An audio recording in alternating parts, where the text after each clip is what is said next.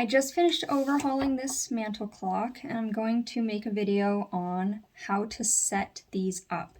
This is a Sessions Mantle clock from the late 1800s, and it is a count wheel. So these are a little bit complex, and if you have any especially early made clocks, 18 to early 1900s, it will likely be a count wheel.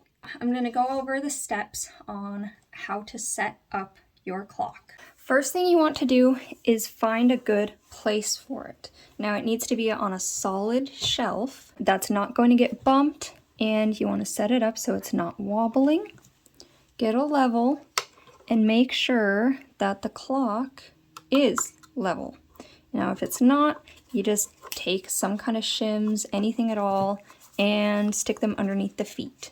Now ideally, it'll be in a place where you can access the front and back of the clock so you don't have to be rotating it all the time. That kind of messes up your leveling. Once you have a good place, you'll take the pendulum, you attach it to this lead, little hook that's hanging from the back of the clock. And just a little trick, always make sure that you remove this when you're transporting the clock, because it can bang around and damage and kind of bend things. So you put that on there and you start the clock with just a gentle swing.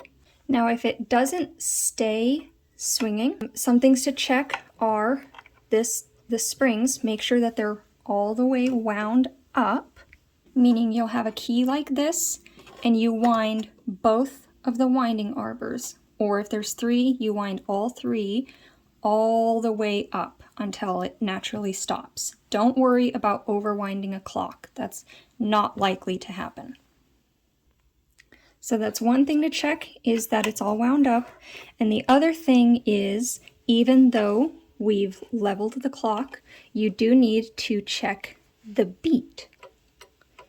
So that is that tick-tock sound coming out of the mechanism. Now, even if you level the clock, sometimes that can be out of beat. And what that means is, instead of that nice even tick-tock sound, instead it sounds something like this.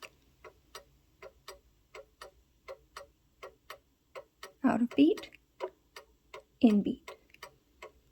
So even if the clock is level, if it doesn't sound even, you might need to lift the clock and put some shims under it until it does sound even.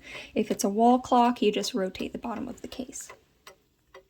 And then from there, once it's all started, to set the time, we will rotate the minute hand, and only the minute hand, forwards. Because this is a count wheel clock, you cannot rush the hands, or the chime will get out of sync. So what you have to do is you have to stop every half hour and let it finish chiming before you go on.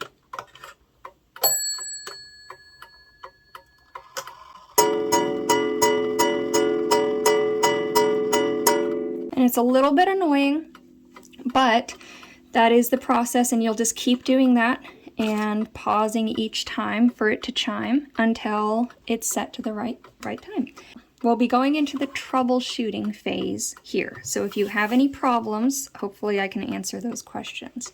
Now, one thing is, sometimes your clock is going to run a little bit fast or a little bit slow, and that is what this is for. So ideally, you should have an extra knob on the other end of this key that fits in there to be able to rotate that. So you go towards the slow to slow it down, and F if you need it to run faster. If you rotate it one whole 360 degrees, that will add or subtract 2 minutes in a 24-hour period. The other problem you might have is if the chime is out of sync. Now this will happen if, like I said before, if we rush it forwards.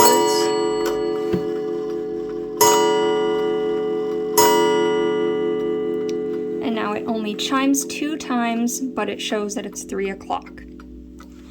So in this clock, you can move the minute hand back to 9 o'clock and then forwards again to the top of the hour, and it will chime and it'll catch up to 3 o'clock. Sometimes you can't do that. Sometimes what you'll do is just rotate the hour hand. And sometimes what you have to do is just completely take off both of the hands, make it chime, and then replace both of the hands onto what time the clock thinks it is and continue setting it from there. So that's the tricky part with these count wheel clocks, is getting the chime set up with the time. And if those get off, it doesn't self-adjust. You have to move the hands and resynchronize it. But once this is all set up, it should be good to go. Now, when you wind it up fully, this type of clock will run for 7 days or, 1 full week at a time. So I think that covers the basic steps on how to set up this type of Mantle clock. If there's any questions, let me know and I'll definitely try to answer anything else. I'll also leave a link to my website because under the FAQ section, I've made some step-by-step how to set this up if you just want to print that off or just look at it and be able to follow that. All right, thank you.